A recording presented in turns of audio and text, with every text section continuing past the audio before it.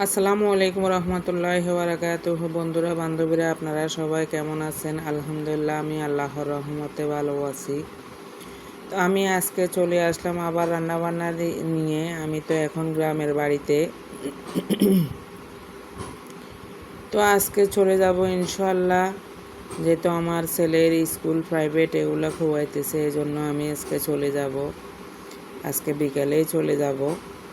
তো এখন আমি চলে আসছি কি রান্না নিয়ে আপনাদের সাথে শেয়ার করতে। যেহেতু আমি চলে যাব, আমি দুপুরে শুধু খানা খাবো এখানে, সেহেতু আমি আজকে একটা তরকারি রান্না করতেছি অল্প করে। এখানে আমি কাঁচামরিচ, পেঁয়াজ, রসুন, টমেটো সব দিয়ে দিলাম, তেলে ভাজা করতেছি।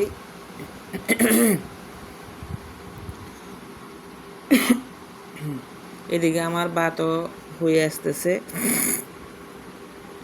আসলে বাড়ি থেকে চলে যাব, এই জন্য মনটা ভালো লাগতেছে না, কারণ আমার অনেক কষ্টের বিনিময়ে এই ঘর দরজা সব কিছু করা। এখন আমার এগুলা রেখে বাইরে থাকাও আমার কাছে ভালো লাগে না। আমার কাছে গ্রামের বাড়িই ভালো লাগে।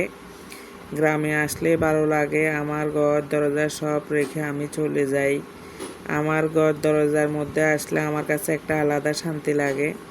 তো কেমন জানি আজকে আমার ঘরের দরজার জন্য আমার হৃদয়টা জ্বলতেছে, যেহেতু চলে যাব বিকেলবেলা, এই জন্য খারাপ লাগতেছে। যখন আমি আমার ঘরে তালা দিয়ে চলে যাই, তখনও আমি কিন্তু পিছনে তাকাই তাকাই শুধু আমি দেখি যে আমার ঘরটা রাখি চলে যাচ্ছে। আসলে এরকম তো আসলে চলে যাইতে হবে একদিন না একদিন, সব কিছু ছেড়ে ছেলে মেয়ে আত্মীয় স্বজন ঘর দরজা বাড়ি গাড়ি সব কিছু রেখে চলে যাইতে হবে। তারপরে কেন জানি আল্লাহ এত মায়া দিয়ে দিয়েছে জানি না।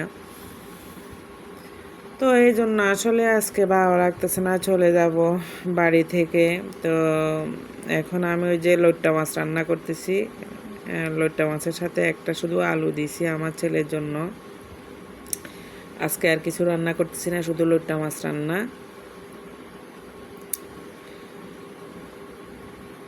লইট্টা মাছ ভালো লাগে মাখা মাখা ঝোল দিয়ে, টমেটো পেঁয়াজ এগুলো দিয়ে রান্না করলে ভালো লাগে।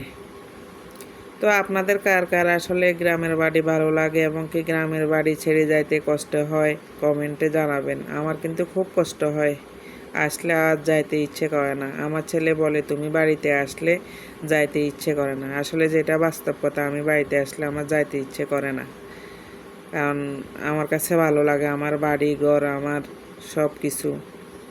এই জন্য আমার কাছে ভালো লাগে, আমার যাইতে ইচ্ছে করে না। তারপরে কিন্তু উপায় নেই, আমার ছেলের জন্য যাইতে হয়, যেহেতু ছেলের পড়ালেখা, এই জন্য আমার যাইতে হয় পড়ালেখার জন্য।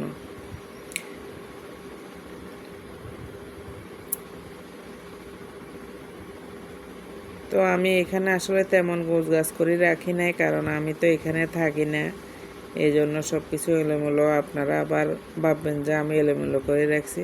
তো অবশেষে আমার মাছটাও হয়ে গেছে আলহামদুলিল্লাহ। তো সবাই ভালো থাকেন, সুস্থ থাকেন। আমার চ্যানেলটি